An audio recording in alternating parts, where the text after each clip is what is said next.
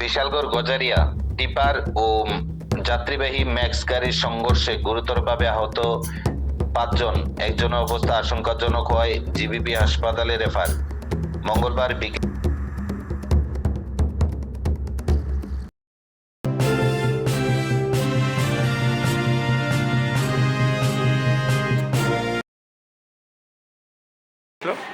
চেলিখোলা বাজারের পরে আমরা এখানে একটা কল আসলো অ্যাক্সিডেন্ট হয়েছে।